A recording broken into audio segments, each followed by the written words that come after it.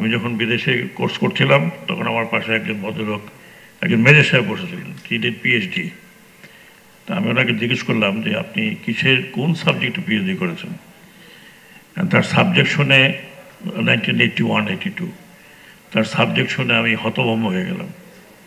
সে বলল, I have done PhD on the behaviour and the logistic planning of ants, যেটা বাংলা হলো পিঁপড়ার behaviour এবং কিভাবে লজিস্টিক্স, এটা বাংলা আমরা যদি বলি সরবরাহকে নিশ্চিত করে, সেটার উপর আমি পিএইচডি করেছি। I fail from sky. তারপর আমি পিঁপড়ার বিহেভিয়ার আমিও দেখার চেষ্টা করলাম। এবং কেন আমি বলছি এটা, যে প্রতিটি পিঁপড়া ঠিক শ্রমিকের মতো, তার শ্রমিকের মতো প্ল্যান করে কাজ করে। আজকে আমরা যে গ্রিন ফ্যাক্টরিগুলোর কথা বলেছি, এই গ্রিন ফ্যাক্টরি হতো না যদি সবাই মিলে কাজটা না করতেন, শ্রমিক এবং মালিক, যেটা আমাদের শ্রম মন্ত্রণালয়ের একটা স্লোগান, যে শ্রমিক মালিক মিলেই আমরা কাজ করি।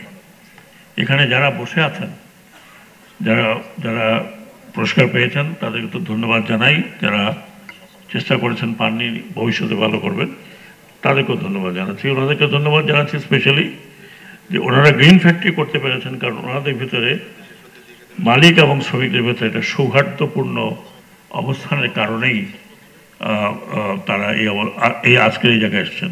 আমি অনেক মালিককে চিনি, তাদেরকে আমি আগের থেকে চিনি, যারা শ্রমিকদের তাদের সন্তান তুল্যভাবে দেখেন।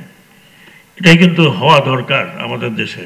আমরা ইন্ডাস্ট্রি গড়ি, আবার ইন্ডাস্ট্রি গড়ার পরে আমরা মনে করি যে দ্যাটস ইট, আমার আর কোনো দায়িত্ব নেই। আমি কথাগুলো অত্যন্ত দুঃখের সাথে বলছি। RICL TMX, যুগের পর যুগ স্থাপনা থাকে মজবুত। প্রতিনিয়ত আমি এটা ফেস করছি এবং আমাকে কঠোরভাবে কিছু পদক্ষেপ নিতে হয়, সেটার জন্য আমি নিজেও দুঃখ পাই এবং আমি দুঃখিত। কিন্তু আমাদের অনেক দেশের অনেক ইন্ডাস্ট্রি আছে যেখানে মালিক পক্ষ যেভাবে শ্রমিকদের সাথে কাজ করেন, শ্রমিকদের সাথে যেভাবে তারা শ্রমিকদের লুক আফটার করেন, আমি নাম বলতে চাই না, বেশ কিছুকে জানি, তারা যে অনেকেই এখানে আছেন, প্রায় প্রত্যেকেই এখানে অ্যাওয়ার্ডের জন্য যারা আসছেন, প্রত্যেকের ফ্যাক্টরিতে হয়তো এরকমই। তো আমি আশা করব যারা এখানে শিল্প উদ্যোক্তা আছেন, তাদের কিন্তু একটা দায়িত্ব look after their own workers. তো ওয়ার্কাররা তার জন্য কিন্তু জীবন দিচ্ছে, ওয়ার্কাররা তার জন্য সব কিছু দিচ্ছে। ওয়ার্কাররা যদি আপনাদের সাথে কাজ না করে, তাহলে আপনি আজকে এই অবস্থাতে পৌঁছতেন না। আমি একটু হয়তো আজকের সাবজেক্ট থেকে একটু বাইরে কথা বলছি, সবসময় তো মাইক পাই না, যখন পাই তখন একটু আপনাদের সাথে একটু আদান প্রদান করি। আমার ফিলোসফি হচ্ছে যে খেটে খাবো, আমি কাজ করব, কিন্তু আমার দিন শেষে আমার জন্য ঘামের মজুরিটা আপনি দেন। এটা আমাদের ধর্মে বলা আছে যে ওয়ার্কারের ঘাম শুকাবার আগেই আপনি তার মজুরিটা দিবেন। কিন্তু আনফর্চুনেটলি আমাদের দেশে কিছু কিছু শিল্প উদ্যোক্তা বলতে আমার কাছে একটু কষ্ট হয়, ওনারা ফ্যাশন করতে গিয়ে ইন্ডাস্ট্রি করার চেষ্টা করছেন, and they can't run it properly.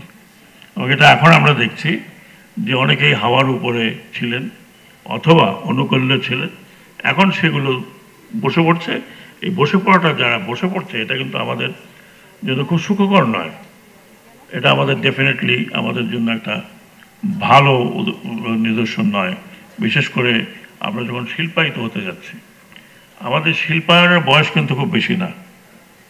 স্বাধীনতার আগে এবং স্বাধীনতার পরে বহু বছর আমাদের শিল্প বলতে কোনো কিছু ছিল না। আমরা যা দেখেছি, আমাদের এখানে ব্যবসা বাণিজ্য ছিল নারায়ণগঞ্জ ভিত্তিক পাট, আর না হলে মুন্সিগঞ্জ এদিকে আপনার লুঙ্গি আর গেঞ্জি এগুলো হতো, আর বাকিটা আমরা ছোটোখাটো দোকান টোকান নিয়ে কন্ট্রাক্টারি করে কাজ করতাম। আজকে অনেক বড় বড় শিল্প হয়েছে এবং শিল্পপতিদের উদ্যোগের কারণেই হয়েছে, তাদের উদ্যোগের কারণে হচ্ছে। এখন আমাদের নেক্সট জেনারেশন যারা শিল্পে আসছেন, তারা অত্যন্ত উচ্চশিক্ষিত এবং তারা তাদের মানটা বজায় রাখছেন।